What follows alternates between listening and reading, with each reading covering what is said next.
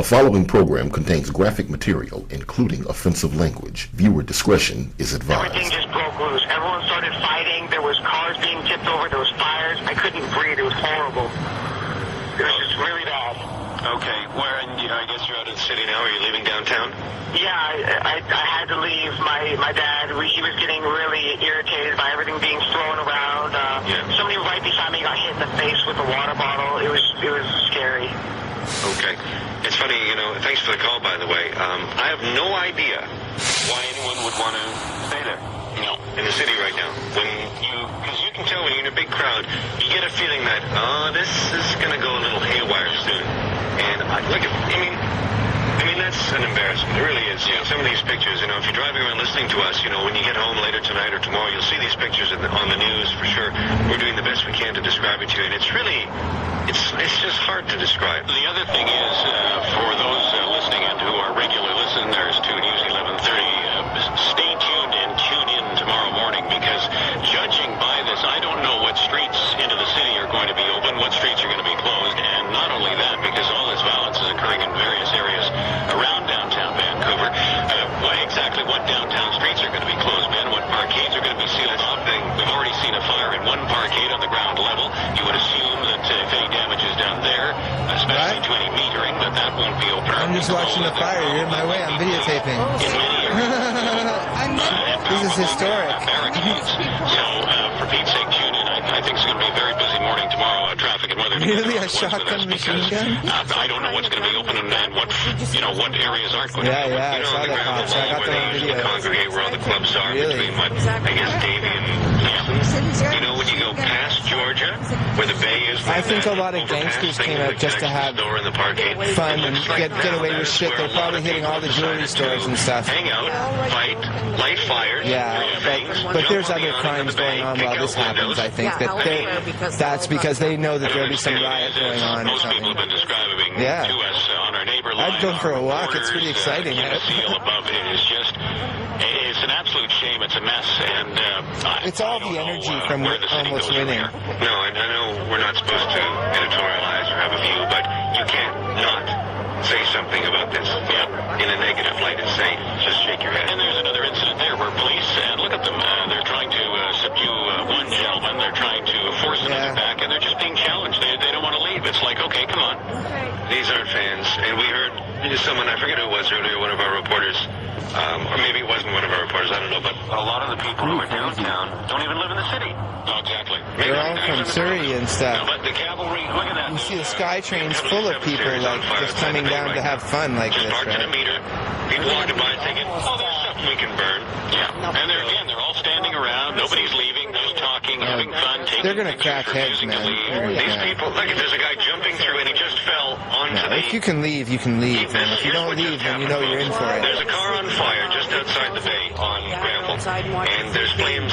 If they didn't want something to happen, I know what you're saying. To jump over the hood and try to leap pretty obvious, even to you, that's obvious. He's just asking for trouble, He didn't catch on fire, but this is the kind of mentality we're dealing with right now in downtown Vancouver. But this is all the stress of the economy and everything else. That's what people are reacting about. What injuries might occur. Yeah, people are blowing their lid because they don't have jobs, because the government sucks, and, the government's at war, they got HST, they got all this crap going on.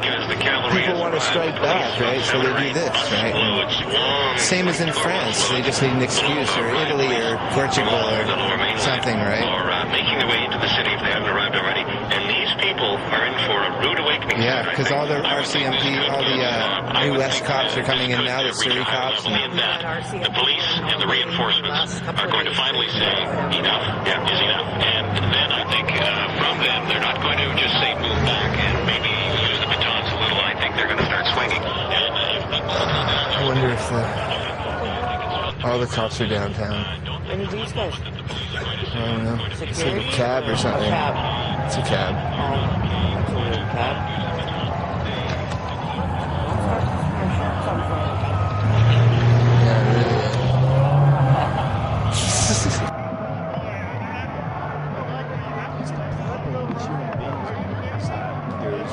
There's there's a broad spectrum of us, and the broad spectrum is necessary in order to have this sort of a complex society. Until we invent robots that are going to do shitty jobs, we're going to need monkeys.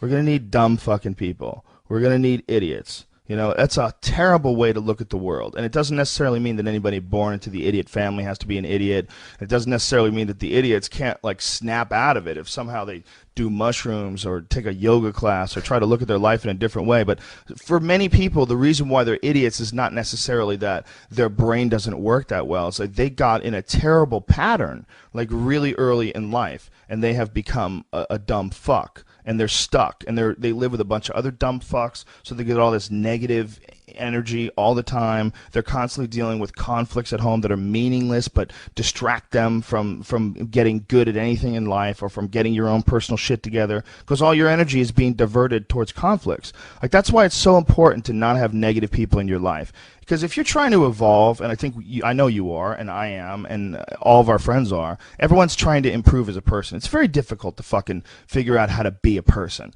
It's very difficult to figure out how to manage your energy and to know when you're wrong and know when you're being upset for no reason. It's a tricky thing, you know, and one of the most important things about it is you need to pay attention. You need to have time to think about your own interactions with other people, to think about, like, the way you behave, to think about the way you think, to think about, like, the direction that you're moving in the world. It takes a long time. It takes a lot of energy.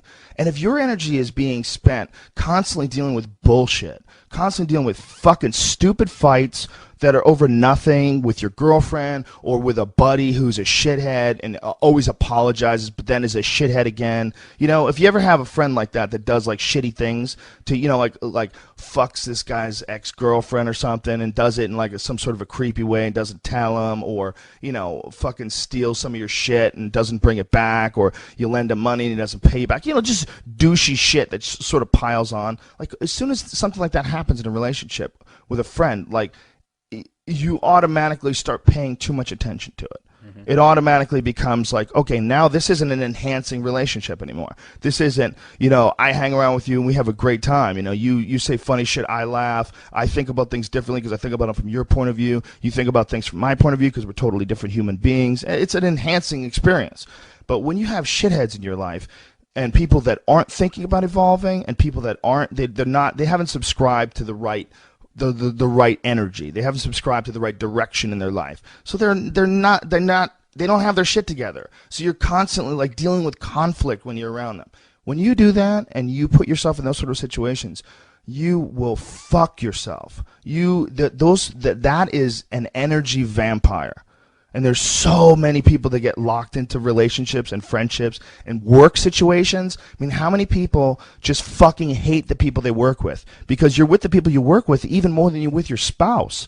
You know, most people, you get home at night, it's 6 o'clock. How long are you going to be awake? You're going to be awake for another 4 hours. You're going to go to sleep at 10, probably. You're going to crash. You got to be at work in the morning. You know, you're fucking tired. So if you think about it, how much time you're spending with your spouse and your kids, you know, between commuting and all that shit, it's like you're dealing with like 3 hours a night. But you're working, you're dealing with people 8 hours a day.